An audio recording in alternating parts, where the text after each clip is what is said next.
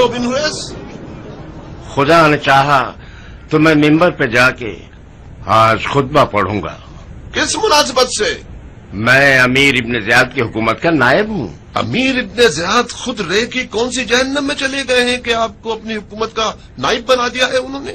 استغفار کرو امیر، نہ تو میں عمر سعد ہوں اور نہ ہی یہ لوگ جو کھڑے ہیں عورت ہیں۔ عامر ابن مسعود، ہنگامہ مت کرو، بیٹھ جاؤ۔ یہ دو افراد جو تم دیکھ رہے ہو قاصد خلیفہ ابن زیاد ہیں، ان کی جانب سے کوفے کے مومنین کے لیے پیغام لائے ہیں۔ خدا کی پناہ، کیا آپ لوگوں نے سنا؟ ابن زیاد اپنے آپ کو خلیفہ کہلوا چکا ہے، اور یقیناً اس کا پیغام بھی یہی ہوگا کہ کوفے والے اس کی بیعت کر لیں۔ کچھ تو شرم کرو کوفے والو، خدا کے گھر کا ممبر کیا اس قدر لاوارث ہو گیا ہے کہ ہر نااہل اور کم حیثیت شخص اس پر بیٹھ جائے؟ تمہارا ممبر و محراب سے کیا واسطہ؟ اے بدتمیز عرب، اپنے منہ سے زیادہ بڑی بات کر رہے ہو۔ کیا تمہارا سر جسم پر بھاری ہو گیا ہے؟ خلیفہ مرا ہے مگر اموی حکومت نہیں مری ہے۔ امویوں کے پاس ڈھنگ کے لوگوں کی کمی نہیں ہے۔ تم کیا سمجھتے ہو کیا تمہارے جیسے لوگ جو آل زبیر کے کرائے کے پلے ہوئے ہیں وہ لوگ آل امیہ کے خلاف سر اٹھا سکتے ہیں؟ جاؤ اپنی جگہ پر بیٹھ جاؤ عامر، فتنہ برپا مت کرو۔ اے کوفہ کے لوگوں، اے کوفہ کے رہنے والوں، یہ جان لو کہ بصرہ والوں نے ابن زیاد کی بیعت کر لی ہے۔ بصرہ والوں نے بہترین کام کیا ہے۔ خلیفہ کے نائب کو دیانتدار اور دین کے احکام سے واقف ہونا چاہیے۔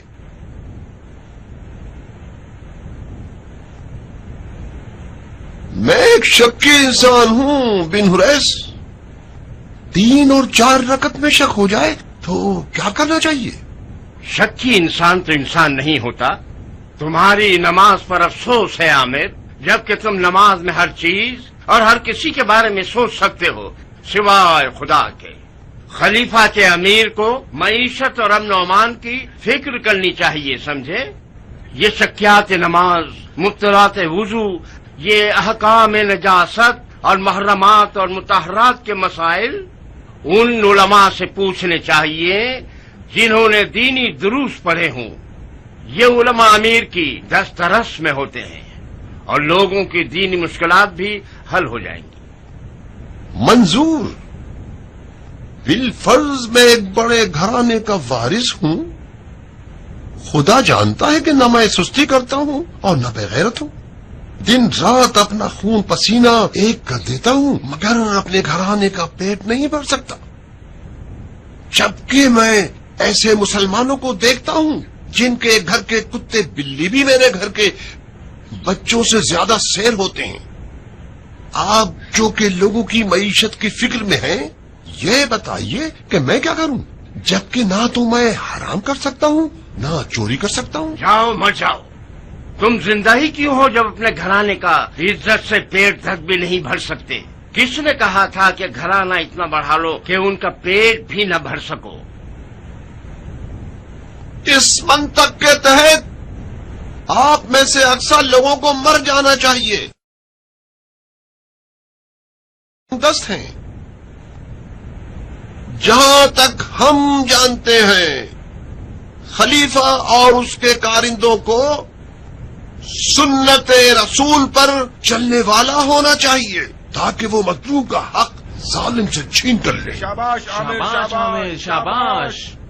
خلیفہ اور اس کے کارندوں کو عادل ہونا چاہیے تاکہ نہ ہی کوئی مسلمان زیادہ کھانے سے مرے اور نہ ہی کوئی مسلمان کم کھانے کی وجہ سے۔ عامر، تم تو آل زبیر کے طرفدار ہو، جھوٹے کہیں کے۔ آل علی کے جملے لوگوں کو کیوں سنا رہے ہو؟ سن رہے ہو لوگوں؟ اس سے زیادہ مکاری اور چالاکی کیا ہوگی؟ یہ باتیں علی کے دور کی تھیں جو ختم ہو گئیں۔ آل زبیر کے موٹے کھوسٹ خلیفہ کو ان باتوں سے کیا؟ میں اس قدر غیرت اور مردانگی رکھتا ہوں کہ اپنی حکومت اور اقتدار کے حصول کے لیے شریعت اور دین کی باتوں کا سہارا لے کر لوگوں سے کوئی ایسا وعدہ نہ کر لوں جو پورا ہی نہ کر سکوں۔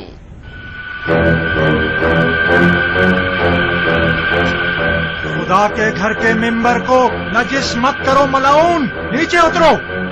یزید تو مر گیا مگر اس کے کتے اب بھی لوگوں کی جان نہیں چھوڑ رہے۔ کوفیوں کو اموی خلیفہ نہیں چاہیے، خلیفہ زبیری چاہیے۔ عبداللہ زبیر خلیفہ، عامر ابن مسعود امیر۔ عبداللہ زبیر خلیفہ، عامر ابن مسعود امیر۔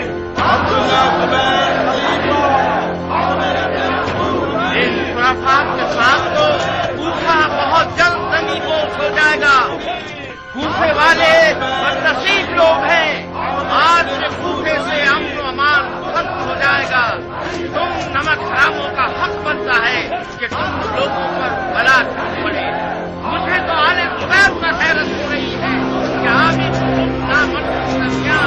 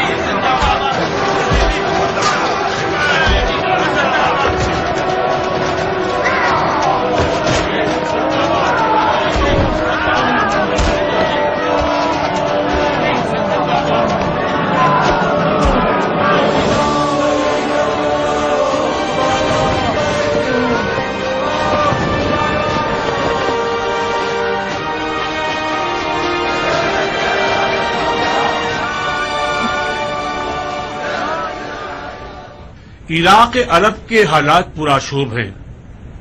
ہمیشہ کی طرح کوفہ میں فرقہ واریت اور مختلف گروہوں کا میدان جنگ بن گیا ہے۔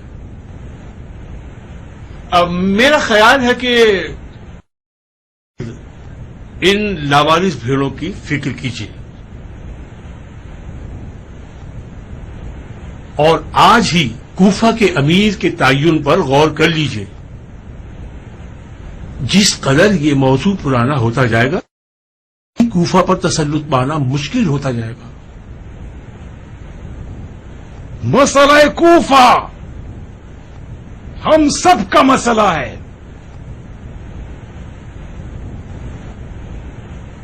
ہمارے خیال سے وہ واحد آدمی معاملات کو بآسانی سنبھال سکتا ہے، وہ ہے ابو اسحاق، جو عراق کو بھی اچھی طرح سے جانتا ہے اور کوفے کی تقریباً پوری اکثریت کا محبوب ہے، اور کچھ ادار بھی ہے جو ہمارے سر پر ہے۔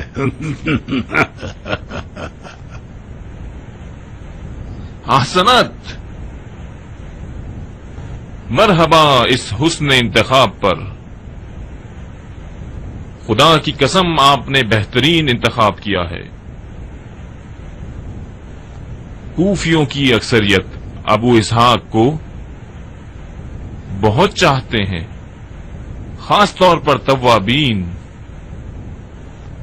جو کہ بے شک ان کے ہم آواز ہیں۔ بہت بہت مبارک و مختار، بے شک آپ کوفہ کے امیر ہونے کے لائق ہیں۔ بہت خوب۔ وعدہ وفا کر دیا ہم نے.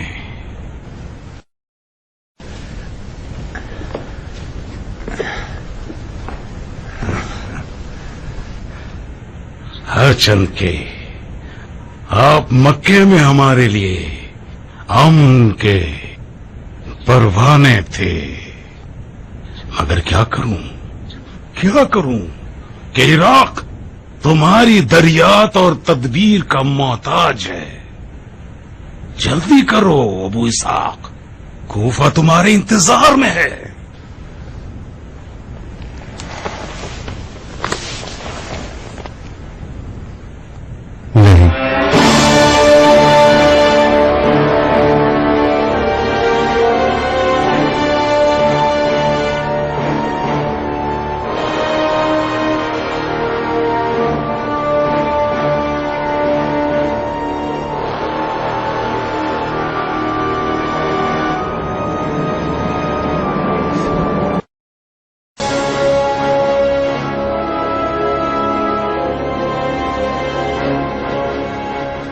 نہیں.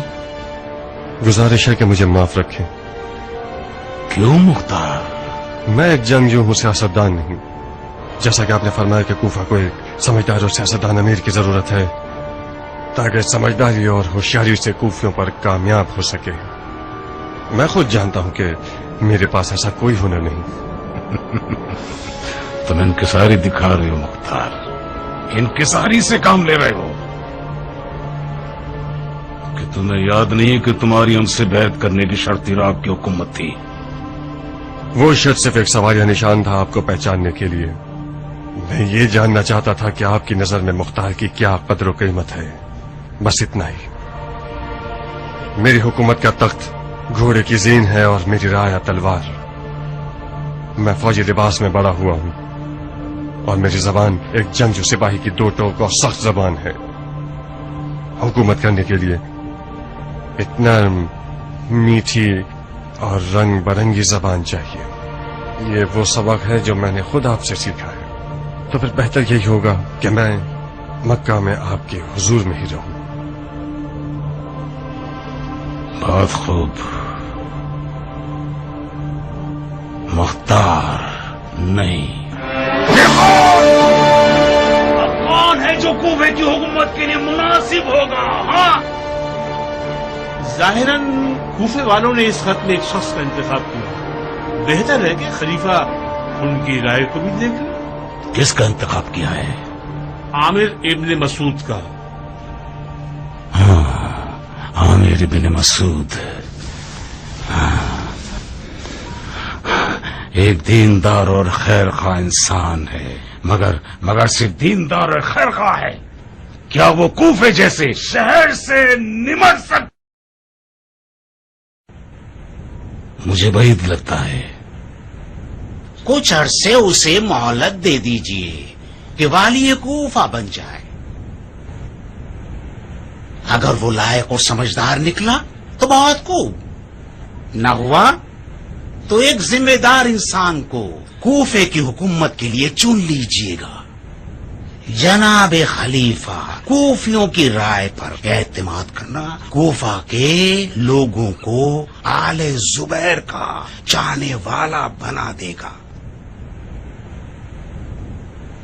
اچھی رائے ہے، اگرچہ ہمیں لگتا ہے کہ مختار کوفے کی حکومت کے لیے سب سے اگلا ہے. حیف ہے کہ اس نے منع کر دیا. حیف ہے.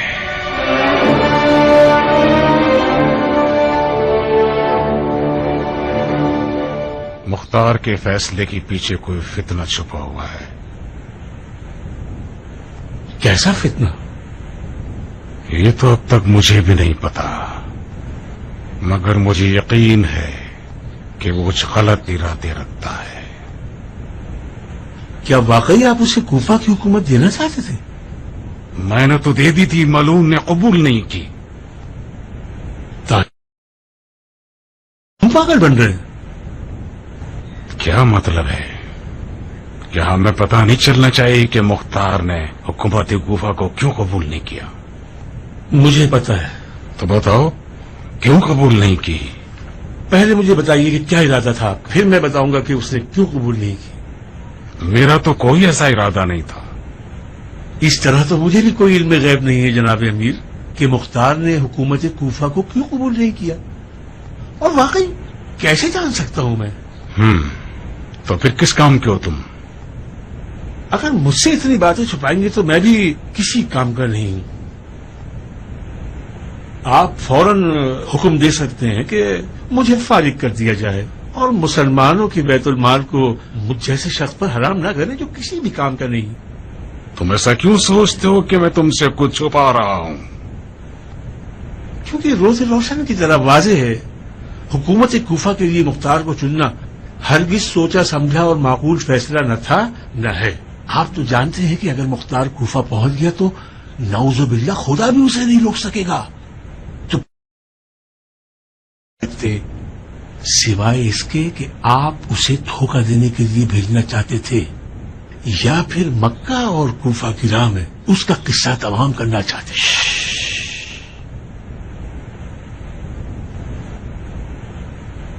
جب بچہ حد سے زیادہ بڑا ہو جائے تو اس کی ماں کو شدید پریشانی ہو جاتی ہے. ابھی بہت وقت لگے گا تمہیں ایک سمجھدار سیاستدان بننے میں. یہاں تو صرف میں اور آپ ہیں. اور اس کے علاوہ خدا بھی. واقعاً تم کسی کام کے نہیں ہو. بنسحال ایک راز جب زبان پر جاری ہو گیا تو وہ راز نہیں رہتا، حرف عام ہو جاتا ہے، پھیل جاتا ہے.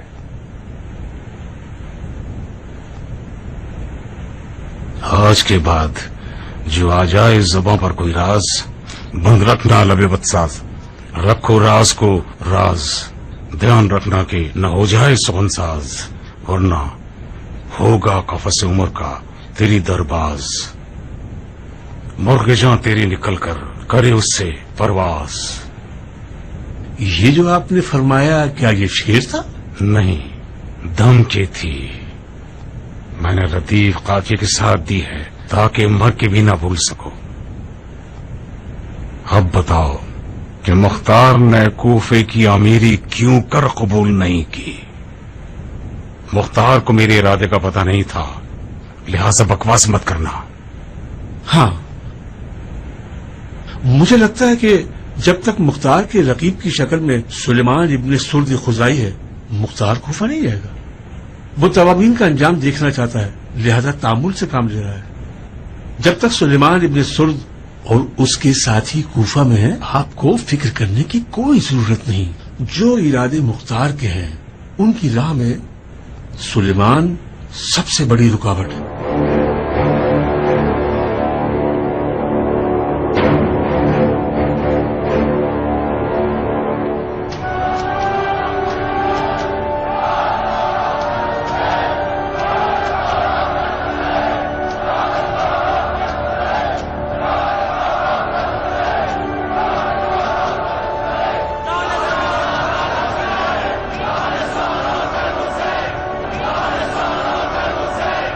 نصیب حبیب ابن مظاہر کے، زہ نصیب مجھ سجا کے، زہ نصیب ان لوگوں کے جنہوں نے اپنے آپ کو عشق کے قافلے سے ملا دیا.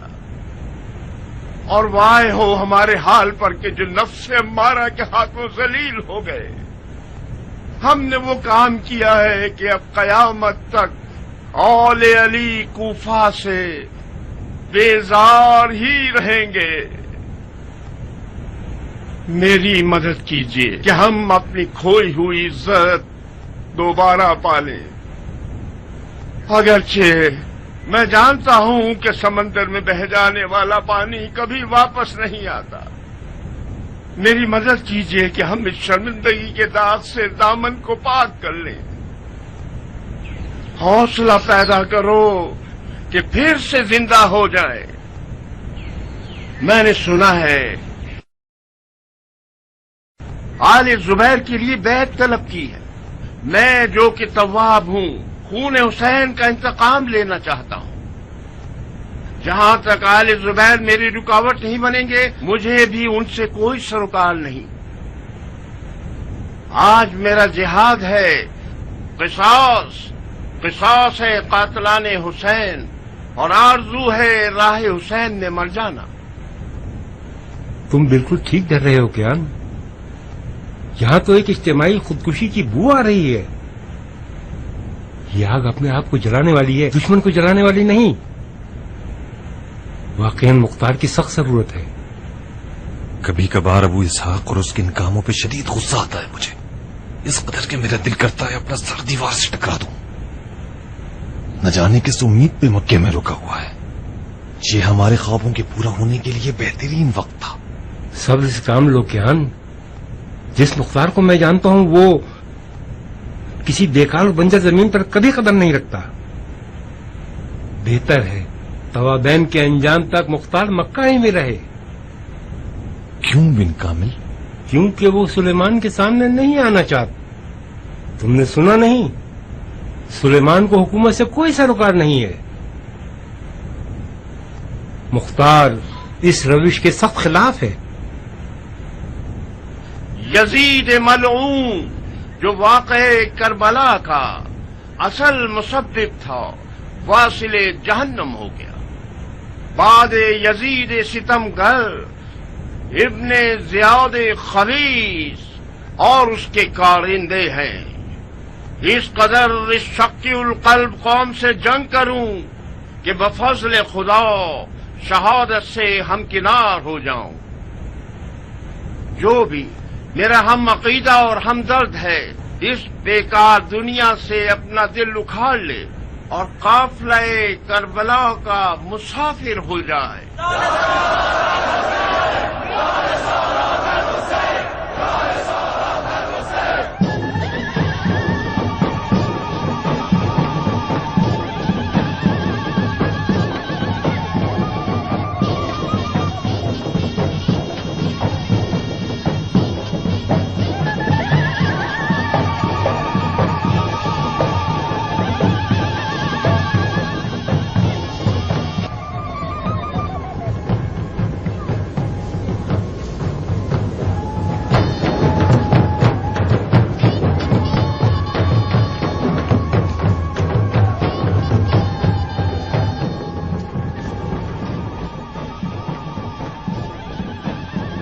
کیا سوچ رہے ہو شمر؟ میں حیران ہوں عمر، خدا کے کارناموں اور زمانے کی گردش سے حیرت زدہ ہو کر رہ گیا ہوں۔ عامر کی ہوا کی مانند آئی ہوئی حکومت کتنی عجیب ہے نا۔ ایک شخص تمہاری طرح ساری عمر طلب حکومت میں تڑپتا رہتا ہے، اور ایک شخص عامر کی طرح رات کو سوتا ہے، صبح اٹھ کے دیکھتا ہے تو پتہ چلتا ہے کہ امیر بن گیا۔ عامر کی امیری زیادہ چلنے والی نہیں ہے، وہ ہوا کے جھونکے کی طرح ہے۔ کیوں کرنا چاہتے ہو؟ تم کیوں بیعت کر رہے ہو؟ میں آل امیہ کی ٹھوکر کھایا ہوا ہوں عمر، ان لوگوں سے مایوس اور بیزار ہوں۔ مجھے تو مشکل ہی لگتا ہے کہ بنی امیہ کے پاس کوئی ایسا لائق انسان بچا ہو جو معاویہ کی حکومت کو زندہ کر سکے۔ میں اپنی جان کے خوف سے بیعت کر رہا ہوں۔ توابین کے غصے سے بچنے کے لیے مجھے مجبوراً آل زبیر کی پناہ لینی ہوگی۔ کوفے سے باہر کیوں نہیں جاتا؟ چلا جاؤں؟ کہاں چلا جاؤں؟ وہیں جہاں ابن زیاد گیا ہے، شام۔ تم بھول گئے کہ کس طرح جھوٹی جنتیں دکھا کر ہمیں استعمال کیا، یعنی پھر سے بیوقوفی کروں تاکہ یہ حرامزادہ ابن زیاد میرے سر پہ سوار ہو جائے۔ ہرگز نہیں۔ اگر مختار مکہ میں نہ ہوتا تو میں خانہ کعبہ میں پناہ لے لیتا۔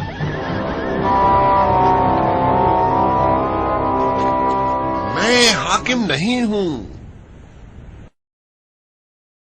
دار ہوں۔ آپ لوگوں نے بڑی سمجھداری کا کام کیا کہ لوگوں کے ساتھ ہم آواز ہو گئے اور بیعت کا ارادہ کر لیا۔ لوگ فرقہ واریت سے تھک گئے ہیں۔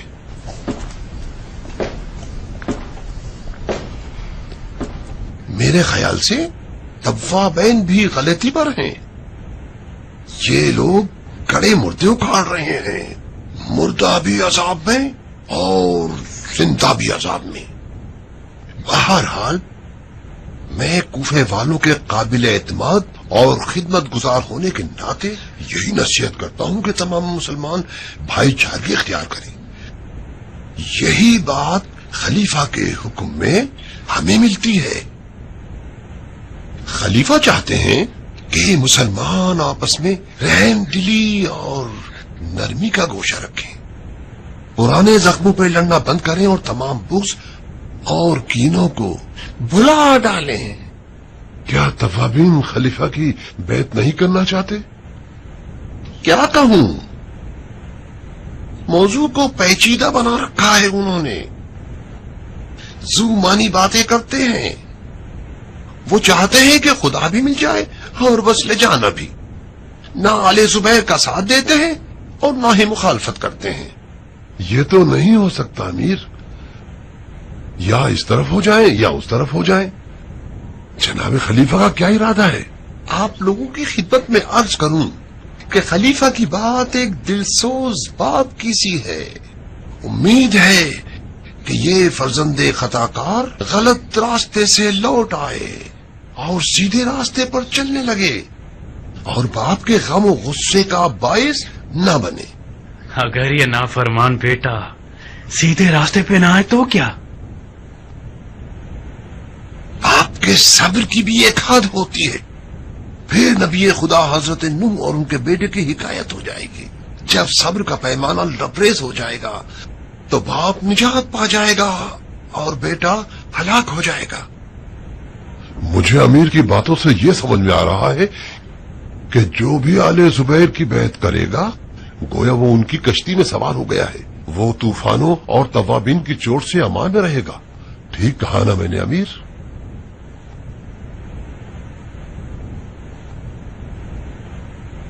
کوئی مذاق کی بات نہیں ہے شمر، مگر مجھے تم لوگوں سے اور زیادہ توقع تھی. اگر توابین کے خوف سے آپ لوگ آل زبیر کی بیعت کر رہے ہیں، بہتر ہے بیعت نہ کریں اور دیر ہونے سے پہلے اپنی جان بچائیں اور فرار ہو جائیں شام کی طرف. وہ بیعت جو کسی طرح کے ڈر، خوف یا بے دلی کے ساتھ ہو وہ کسی قدر و قیمت کی نہیں ہوتی. لیکن اگر آپ لوگ آل زبیر پر ایمان لے آئے ہیں تو پھر بیعت کیجئے تاکہ آپ کو پناہ مل جائے.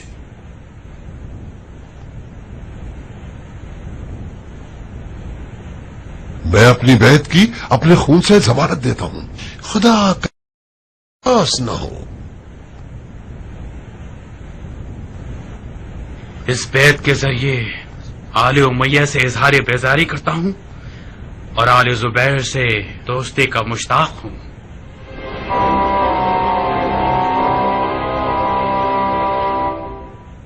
اے تباب بھائیوں، واقع کربلا کے بعد سرغنہ مصوبین نے ابن زبیر کے والی کوفہ سے بیعت کر لی ہے. والی کوفہ نے اپنی طرف سے یہ کام نہیں کیا ہوگا.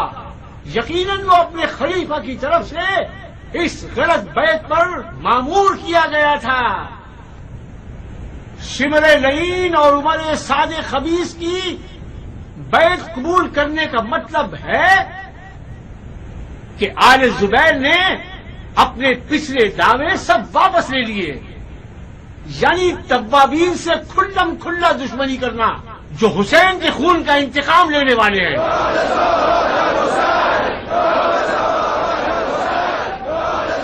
اگر یہی تماشے رہے کہ ہر چند عرصے میں کوئی طاقت کا بھوکا، منحرف اور لالچی شخص کھڑا ہو کر دین کے نام پر بدترین اور سب سے گری ہوئی حرکتوں کا مرتکب ہو جائے اور جہاں تک ہو سکتا ہے مسلمانوں کے مال و ناموس کو لوٹتا رہے، اور ایک مسلمان حکمران ان سب باتوں کو نظر انداز کر کے اسے پناہ دے دے، تو ایسے تو کوئی مسئلہ حل ہونے والا نہیں ہے.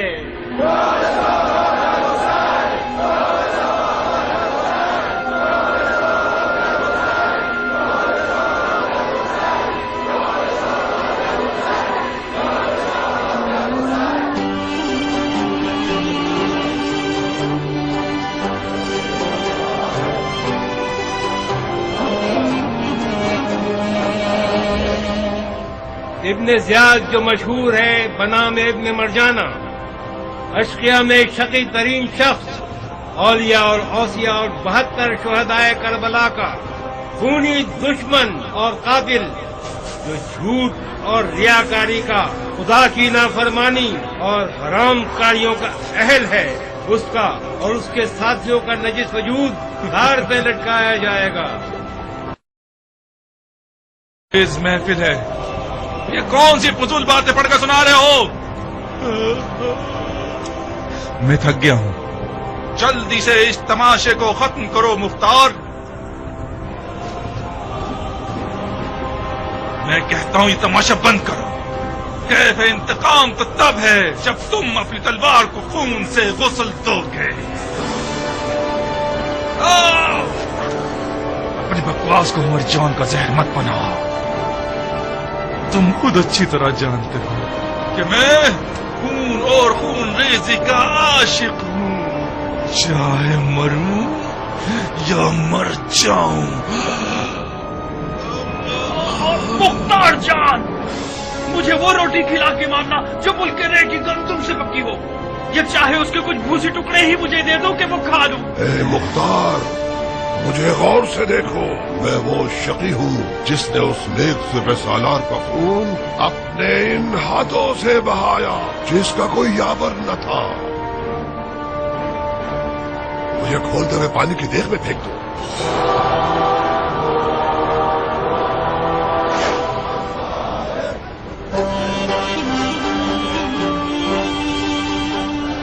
الوداع ہے خانہ کعبہ، الوداع ہے آنسوؤں کے قبلہ گاہ،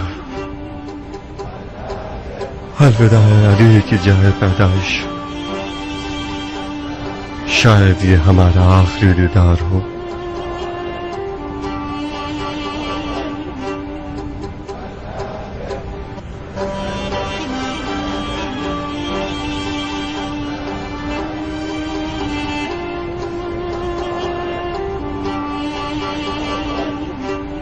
خانہ کعبہ کا طواف قبول ہو مختار۔ آپ کا طواف بھی قبول ہو بھائی۔ ارکان پورے نہیں کرو گے؟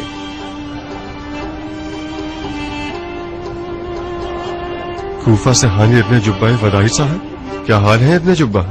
آپ کی دعاؤں سے ابو اسحاق، آپ کیسے ہیں؟ سانس چل رہی ہے، ہزار شکر ہے اس کا۔ جتنی دیر تم طواف میں تھے میں تمہیں دیکھ رہا تھا، تمہارا طواف تو طواف وداع تھا، کہاں کا ارادہ ہے انشاءاللہ؟ انسان کی موت ہر وقت انسان کے تعاقب میں رہتی ہے ہانی، شاید ابھی صحن کعبہ سے باہر قدم رکھیں اور تو پھر بہتر ہے کہ انسان ہر وقت جانے کے لیے تیار رہے۔ کب تک مکہ میں بیٹھے رہنے کا ارادہ ہے مختار؟ بالکل کوفے کو بھول گئے ہو تم؟ اپنے گھر والوں سے ملنا نہیں چاہتے؟ خانہ کعبہ کے جوار میں رہنے کی توفیق ہر کسی کو میسر نہیں ہوتی۔ کوفے کی کیا خبریں ہیں ابن جبہ؟ کوفہ تو مت کہو جیسے کوئی طوفانی دریا ہے، صرف مختار کی کمی ہے۔ یزید کی موت کے بعد اب کوفیوں کو غیرت آ ہی گئی اور اموی کارندوں کو ذلیل اور رسوا کر کے کوفے سے باہر نکال دیا۔ لوگوں کی آل زبیر سے بیعت صرف مصلحت کے تحت ہے۔ ان لوگوں نے مجبوراً آل زبیر سے رضامندی کا اظہار کیا ہے۔ ظاہر ہے اندھوں میں کانا راجا ہوتا ہے۔ اگر تم کوفے میں ہوتے تو کم از کم لوگ عامر ابن مسعود کی طرف نہ جاتے۔ ابھی بھی دیر نہیں ہوئی ہے مختار، کوفیوں کو آل زبیر پر شک ہے۔ جناب سلیمان سلطان تو تھے نہانی، تو پھر ان کی بیعت کیوں نہیں کی تم لوگوں نے؟ سچ تو یہ ہے کہ بہت سے لوگ سلیمان کے گرد ہیں، مگر سلیمان بذات خود حکومت نہیں کرنا چاہتا۔ ہم نے جتنی بھی ضد کی اس نے قبول نہیں کیا، رات دن گریا کرتا رہتا ہے۔ سلیمان اور اس کے ساتھی توابین کے نام سے مشہور ہو گئے ہیں۔ ان کا عقیدہ یہ ہے کہ ان کی توبہ اس وقت قبول ہوگی جب یہ شہید ہوں گے۔ کوفیوں کی رائے مختار کے بارے میں کیا ہے حامد؟ کس حوالے سے؟ ہر حوالے سے جاننا چاہتا ہوں کہ میرے بارے میں کیا کہتے ہیں۔ اچھی اچھی باتیں کرتے ہیں۔ ہم نے تو جو کچھ سنا ہے وہ جنگ مکہ میں مختار کی شجاعت اور اس کی حرم کعبہ کے دفاع میں جانثاری کا ہی سنا ہے۔ لوگوں کی آل زبیر کی طرف جانے کی ایک بہانہ تراش دلیل تم خود ہو۔ میں؟ اور کیا، کوفیوں کا تمہاری تشخیص پر ایمان ہے۔ لوگ کہتے ہیں اگر آل زبیر اچھے لوگ نہ ہوتے تو مختار ان کے پاس نہ رکے رہتا۔ واقعاً؟ تم اپنے آپ کو اتنا کم قیمت کیوں سمجھتے ہو ابو صاحب؟ کوفے والے تمہیں اپنا حصہ سمجھتے ہیں۔ تمہارا بیت اللہ کا دفاع کرنا ان لوگوں کے غرور کا باعث بن گیا۔ تم پر ناز کرنے لگے ہیں یہ لوگ۔ توابین کا کیا ان کی بھی یہی رائے ہے؟ توابین کو نہ مختار سے سروکار ہے اور نہ آل زبیر سے۔ ان کا سارا غم شہادت پانا ہے۔ میں نے ایسا کچھ نہیں سنا۔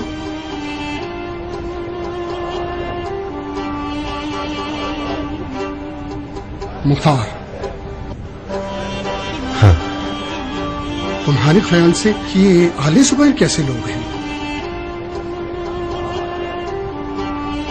کس حوالے سے؟ دین، شریعت، طریقت اور صلاحیت کے حوالے سے۔ کیا واقعی میں دین کا درد ہے بھی یا صرف ریاست کے بھوکے ہیں؟ فقط خدا ہی اندر کے راز سے واقف ہے، ہمیں کیا پتا۔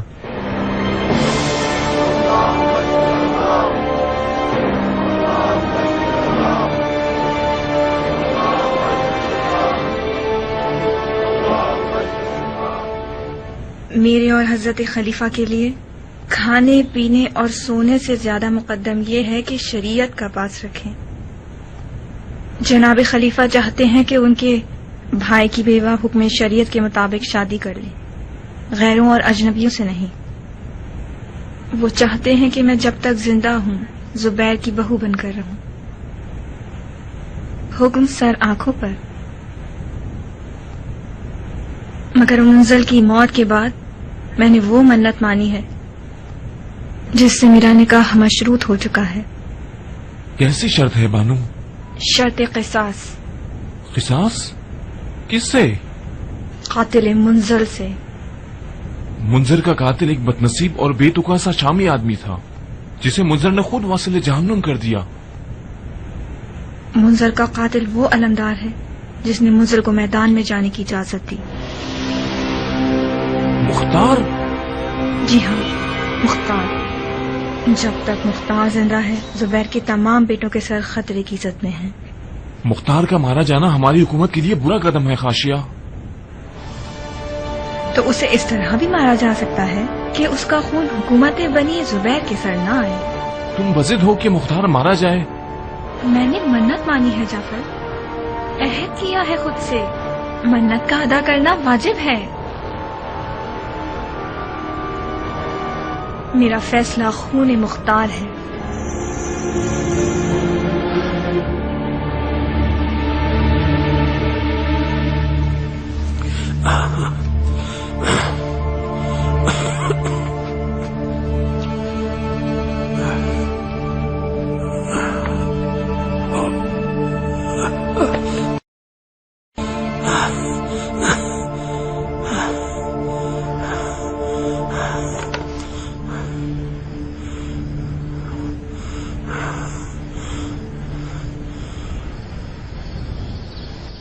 پروردگارا تجھی سے دل اطمینان کا باعث ہے۔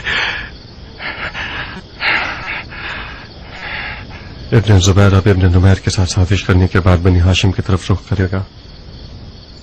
ہمارے مولا امام سجاد کے ساتھ جلا وطنی کر لیجئے، حجاز نکل جائیے۔ چلے جائیں؟ کہاں چلے جائیں مختار؟ خیر مکہ و مدینہ کا ذرہ آل ہاشم کے اپنی مرتبت کی حیات بارکندہ نشانیوں سے بھرپور ہے۔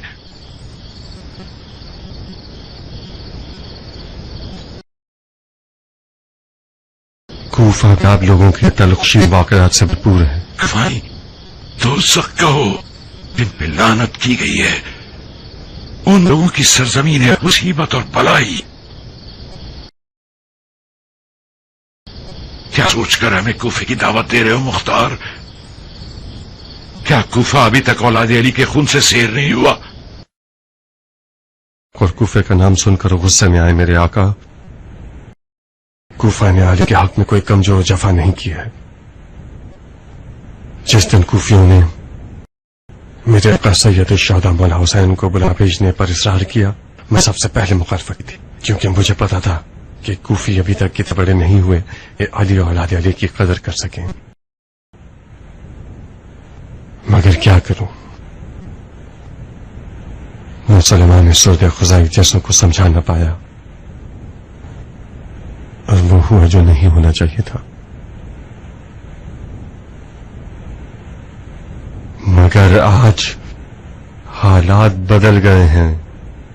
खून हुसैन की बरकतों में से एक ये था कि कूफियों को शऊर आ गया और एक 30 साल ख्वाब गफलत से बेदार हो गए। मुख्तार, आले अली ने काफी हद तक कूफियों की हरकतों का खमियाजा उठाया है। कूफिया का कोई कर्ज नहीं हम पर। कूफा हमारे लिए एक नफरत ज़दा नाम है। तो फिर खामखा जिद मत करो। हम आले जुबैर की तकलीफों पर ज्यादा राजी हैं बनिस्बत कूफे जाने के। हम इस पर राजी हैं। शाम शाम कोई हुक्म है मेरे आका? मदद करो, मुझे उठाओ। जी अच्छा, ये लीजिए।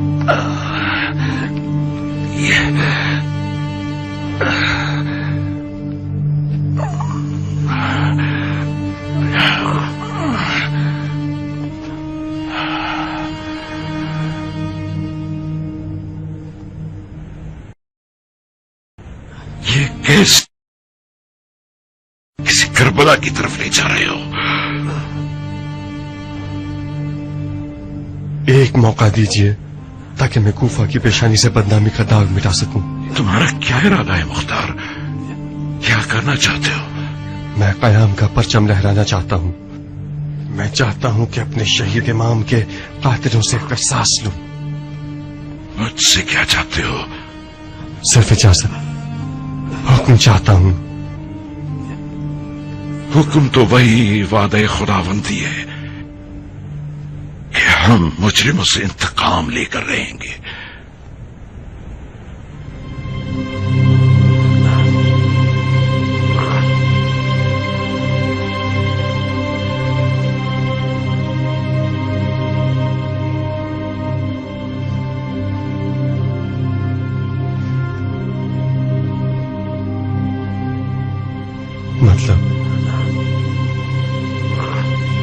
मतलब रजामंदी। इस आयत का मतलब है इंतकाम की रजामंदी, यानी कयाम की रजामंदी।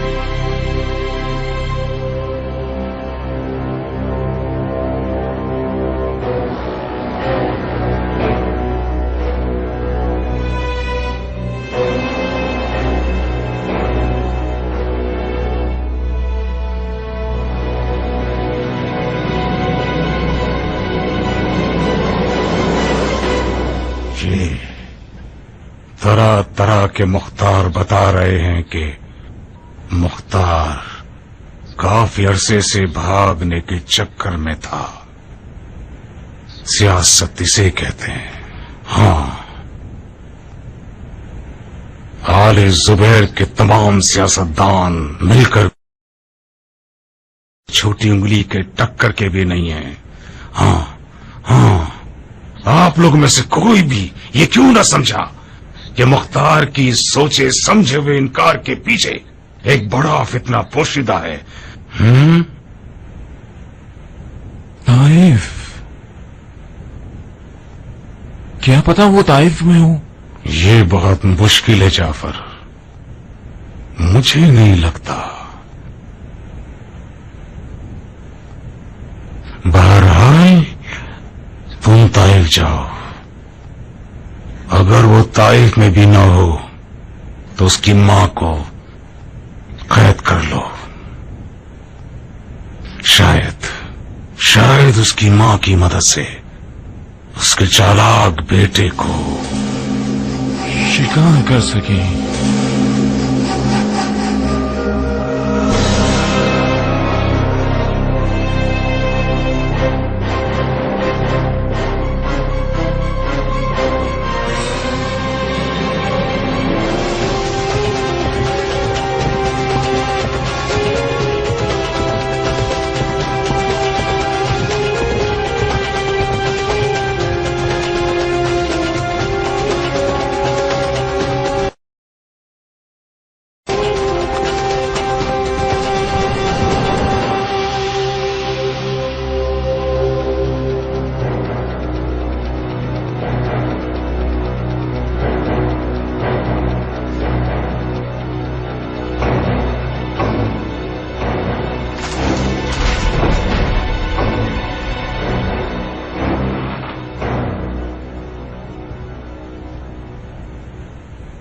بولو، طائف میں بھی نہیں تھا، ہوا بن کر اڑ گیا ہے. ہاں، طائف میں بھی نہیں تھا. نہیں، ظاہراً مختار کافی پہلے سے بھاگنے کے چکر میں تھا. 1 مہینہ پہلے اس کی ماں دمت طائف سے ہجرت کر گئیں. ان کے گھر اور باغ میں کوئی بھی نہیں تھا سوائے باغبان کے. بن ساحل، بغیر کسی لحاظ کے یہ کہوں گا کہ تم نے سراسر بکواس کی تھی. حکومت آل زبیر کا ذہین ترین دماغ یہ کہتا تھا کہ جب تک سلیمان سرد خزائی شیعوں کا پیشوا کوفے میں ہے، مختار ہرگز کوفہ نہیں جائے گا. اپنے اس کچرا ترین نظریے کے تحت انہوں نے ہمیں مختار کی طرف سے بے فکر کر دیا اور کہا کہ اس کو خدا کے حوالے کر دیں. جسارت ہے. اپنا منہ بند رکھو. بن ساحل، تمہاری یہ حرکت اتنی آسانی سے بھلائی نہ جائے گی. میں کیا کروں؟ اپنے کیے ہوئے کا پچھتاوا ہے مجھے. بہتر یہی ہے کہ آج کے بعد میں چند مفت خوروں کے پرفیض مشوروں سے مستفید نہ ہوا کروں.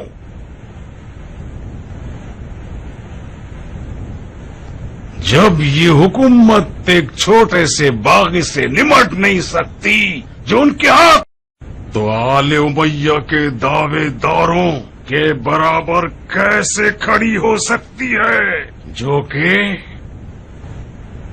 ایک طویل عمر چالاکیوں پر پلتے چلے آئے ہیں.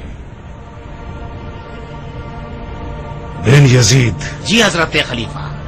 تم اور ابراہیم ابن محمد ابن طلعت الخیر جتنی جلدی ہو سکے کوفے کی طرف نکل جاؤ. منصبوں کو آپس میں بانٹ دو گے. تم میں سے ایک امام جمعہ بن جائے اور دوسرا امیر بن جائے. کچھ ایسا کرو کہ مختار جس طرح بھی ہو سکے اس کے خطرے کو دفع کر دو.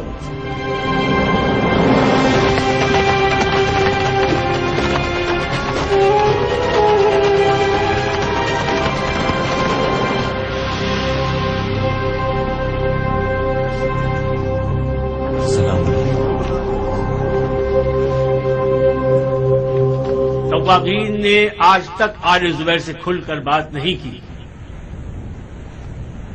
کیونکہ اس گروہ کی آل علی سے دوستی میں ہمیں شک تھا۔ اب تک جنگ جمل کو ہم بھلا نہیں پائے ہیں۔